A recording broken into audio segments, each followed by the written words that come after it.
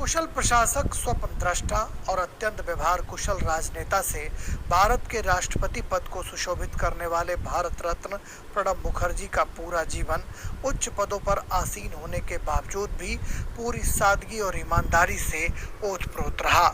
आम लोगों के बीच प्रणब दा के नाम से मशहूर प्रणब मुखर्जी वाकई लोगों के दिलों में राज करते हैं।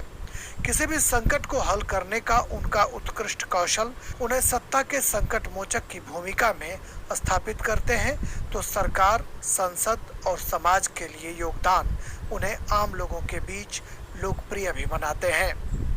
पश्चिम बंगाल के बीरभूम जिले के एक छोटे से गांव से रायसीना तक के सफर में प्रणब बाबू ने पीछे मुड़कर नहीं देखा। प्रणब दा ने एक कॉलेज शिक्षक और पत्रकार के रूप में अपने करियर की शुरुआत की, लेकिन जल्द ही वो सियासत में कूद पड़े। उनके राजनीतिक सफर की शुरुआत 1969 में हुई, जब वो संसद के उच्च सदन राज्यसभा के लिए चुने गए और बहुत कम समय में 1973-74 में ही उन्हें केंद्रीय मंत्रिमंडल में शामिल होने का मौका मिला। 1982 में प्रणब बाबू तत्कालीन प्रधानमंत्री इंदिरा गांधी की कैबिनेट में भारत के वित्त मंत्री बनाए गए। प्रणब दा को 5 बार राज्यसभा और 2 बार पश्चिम बंगाल के जंगीपुर संसदीय क्षेत्र से लोकसभा में प्रतिनिधित्व करने का मौका मिला। तत्कालीन प्रधानमंत्री नरसिंह राव के शासनकाल में प्रणब मुखर्जी योजना आयोग के उपाध्यक्ष बनाए गए।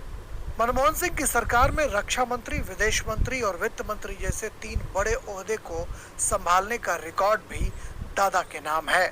संसदीय परंपराओं के ज्ञाता प्रणब मुखर्जी एक ऐसे विलक्षण राजनेता थे जिन्हें संसद के दोनों सदनों में नेता सदन होने का गौरव हासिल है। सबसे पहले 1980 से 85 तक वे राज्यसभा में नेता सदन रहे, तो 2004 से 2012 तक यूपीए सरकार के दौरान उन्होंने लोकसभा में नेता सदन की शानदार पारी खेली।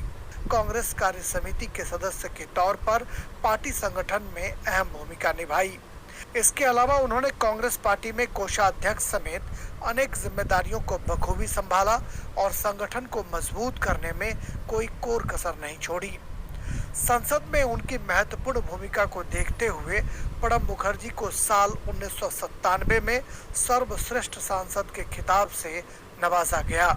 विश्व बैंक, एशियाई बैंक और अफ्रीकी विकास बैंकों के संचालक मंडलों में रहे प्रणब मुखर्जी ने तमाम अंतर्राष्ट्रीय मंचों पर भारत का बखूबी नेतृत्व किया।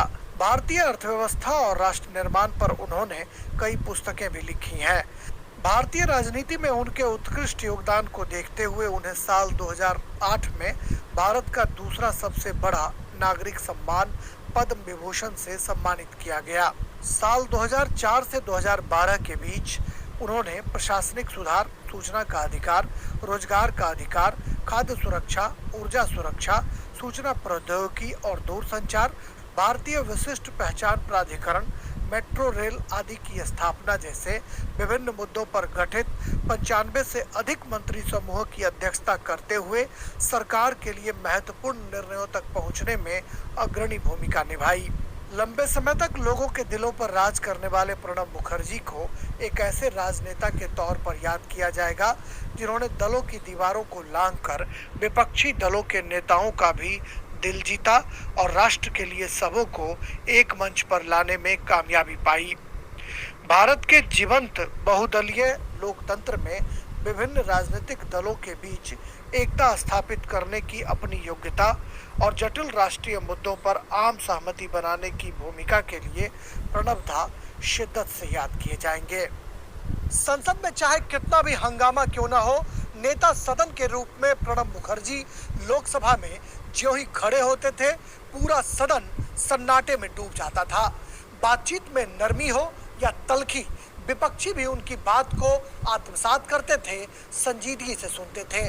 शायद यही वजह है कि उन्हें सर्वश्रेष्ठ सांसद और देश के सर्वोच्च नागरिक सम्मान भारत रत्न से नवाजा गया। कैमरामैन संजीव कुमार के साथ नई दिल्ली से मैं राजेश राज, डीडी न्यूज के लिए।